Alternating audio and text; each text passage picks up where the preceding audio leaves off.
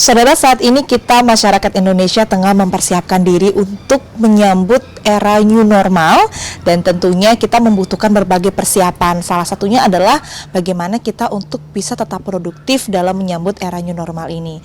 Dan saat ini di sebelah saya Nitya sudah bersama dengan seorang psikolog industri dan organisasi dan sekaligus seorang grafolog, yaitu Yuda Heka Satria, MC psikolog CMHA, dan kita akan langsung berdiskusi tentang bagaimana kita bisa menjaga produktivitas untuk menyambut era new normal ini. Selamat pagi, sehat ya Kak ya?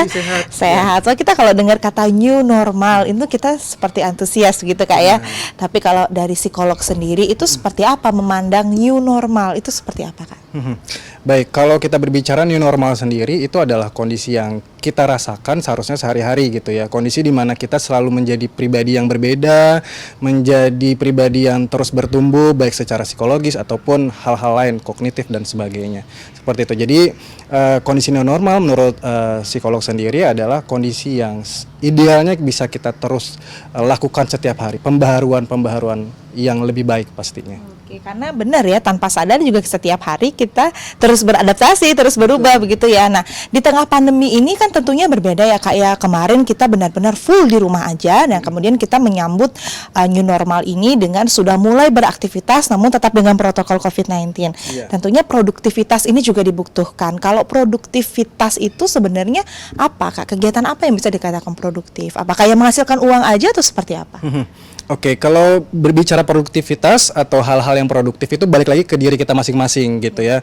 Ada orang yang mengaitkan produktivitas itu dengan ya dia tetap bisa mencari tambahan penghasilan meskipun situasinya serba terbatas seperti saat ini, atau juga bisa dengan simple membuat dirinya semakin bertumbuh secara pengetahuan begitu, ataupun secara keterampilan yang lain, itu juga bisa dikatakan produktif. Atau hal-hal yang sederhana, melakukan hal-hal yang berbeda dari sebelumnya itu juga bisa sebagai hal-hal yang produktif. Berarti kita juga tidak perlu memaksakan diri setiap hari untuk produktif gitu ya Kak ya? Ya, kembali lagi ke diri kita. Apa yang kita rasa memang dibutuhkan oleh diri sendiri dan memang bisa menjadi lebih baik, yaitu bisa kita lakukan. Oke Kak, bagaimana dengan kecemasan kita ketika kita sudah mulai banyak menghabiskan waktu dengan sosial media, kemudian kita melihat rekan-rekan kita atau teman-teman kita di sosmed yang banyak berkegiatan sedangkan kita mungkin tidak seperti itu. Nah, kecemasan untuk mempertanyakan produktivitas itu gimana, wajar atau seperti apa Kak? Oke, tidak bisa dipungkiri untuk saat ini sosial media itu adalah tempat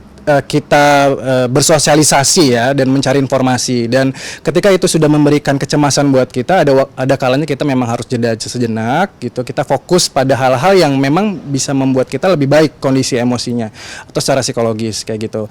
Nah, ketika kita sudah tahu, sebenarnya yang paling penting untuk saat ini adalah kita tahu apa yang kita butuhkan ya.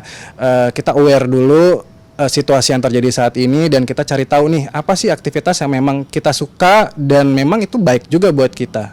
Gitu. Bagaimana kita tahu, bagaimana kita memulai untuk bisa produktif di rumah aja dan selama menyambut era new normal ini Kak? Ya, kalau dikatakan memulai, kita bisa lakukan kapanpun sih sebenarnya, selama kita mau melakukan.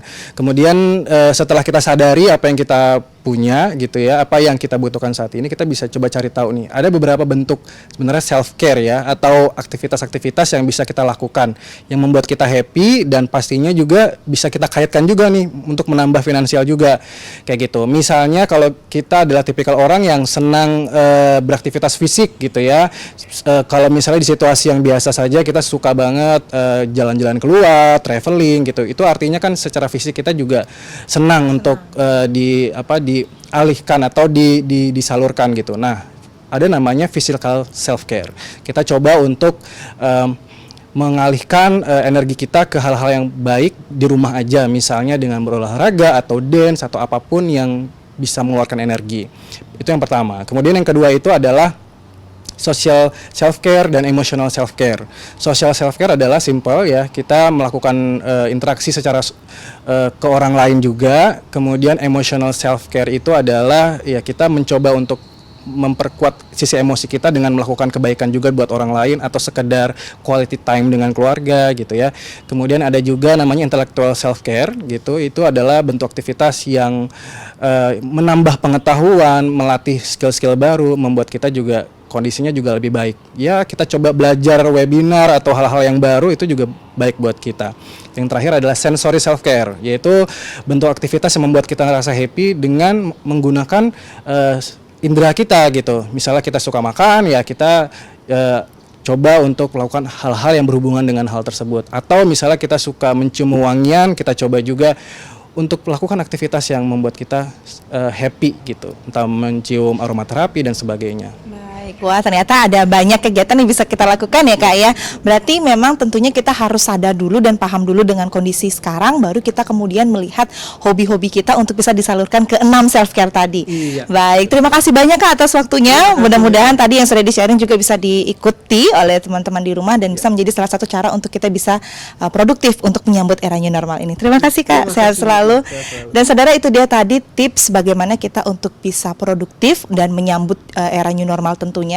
Dan tentunya kita juga sebagai masyarakat harus tetap menerapkan protokol COVID-19 dengan selalu menggunakan masker ketika berpergian. Kemudian jangan lupa untuk membawa hand sanitizer atau desinfektan, rajin mencuci tangan dan juga menerapkan social distancing serta physical distancing. Dewi Nitya, Kadek Santosa, Kompas TV Denpasar, Bali.